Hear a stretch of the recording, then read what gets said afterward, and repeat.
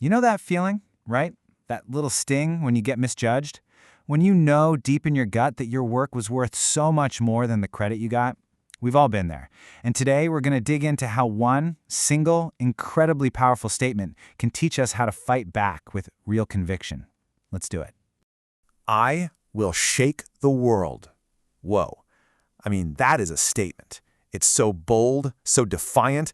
It kind of makes you sit up and go, what on earth could make someone feel so certain, so powerful, that they could say something like that out loud? Look, confidence like that doesn't just pop out of thin air. It's not about being arrogant. It's built on a solid foundation. And in this explainer, we're going to break down the mindset behind a statement like that, piece by piece, so you can see how to find that same power for yourself. So to really get that final explosive quote, we have to rewind. We have to go back to the beginning, because it all starts not with some grand plan, but with a simple, personal, and deeply unfair moment. And here we are. This is the heart of the conflict. I should have gotten a 90, but you gave me a 70. Now, this isn't just about grades on a test, right? This is that fundamental clash between your truth and what somebody else decides you're worth. So how do you respond to that? Well, the first step isn't to yell or to argue. The foundation is actually something way quieter and way more powerful. It's a calm, honest assessment of your own value. Let's start with that first number, 90. And this is so important. This is not just a number you're hoping for. It's a conclusion. It's a figure you arrived at because you honestly evaluated your own work.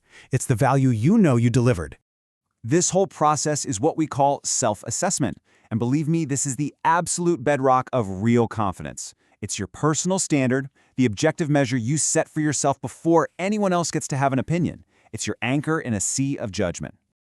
Okay, so once you have that anchor in place, you're ready for what's coming next. And what's coming next is almost always conflict.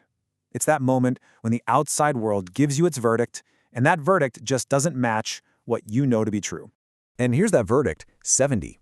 It's a number that just flies in the face of your own assessment. It's jarring, and it creates this clear, undeniable gap. This lays it all out, doesn't it? On one side, you have your internal knowledge. On the other, you have their external judgment. So when these two things are this far apart, what do? Do you start to doubt yourself, or do you start to doubt them? And when you see it like this, as a chart, wow, the injustice is just crystal clear. You can see it. That is a 20-point gap. A tangible, measurable difference between what you know you earned and what you got. It's not just a feeling anymore, it's right there. All right, so this is the moment where everything changes. This is the pivot point. This is where that initial sting of disappointment from that 70, it transforms into something much, much stronger.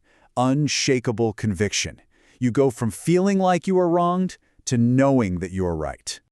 And just listen to the words here. I know that those 20 marks were mine. It's not I feel or I think or I believe. The word is no.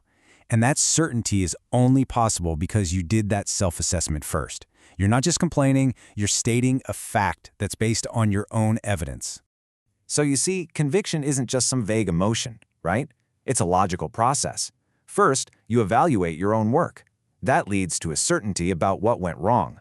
And that certainty gives you a powerful sense of rightfulness, a claim to what you earned. And that number, 20, it totally changes meaning. It stops being a loss or a failure. It becomes your fuel. It's the injustice, sure, but now it's also your motivation for everything that's about to happen. And what's about to happen is action. Because let's be real, conviction without action is just a nice thought. This is where we get to the most explosive part of this whole idea. This is what it means to take that motivation and actually do something with it. In the original Hindi, the word used is baval, a ruckus. But look, we're not talking about creating mindless chaos here. This is a purposeful, justified disruption. It's about refusing to let an injustice just slide by quietly. So, what does creating a ruckus really mean? It means challenging that decision. It means advocating for the quality of your own work. It means flat out refusing to be devalued. It's about making your case with that calm conviction we talked about and demanding what is rightfully yours. Which brings us all the way back here, full circle. I will shake the world. Suddenly, that statement doesn't sound so random or arrogant anymore, does it? It's the natural conclusion of this entire journey. You know, shaking the world doesn't always have to mean changing the entire planet.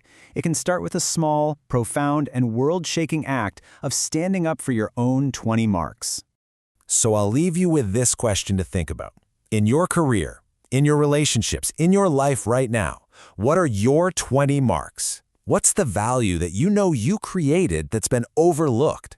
And once you know what it is, what kind of ruckus are you willing to create to go and claim it?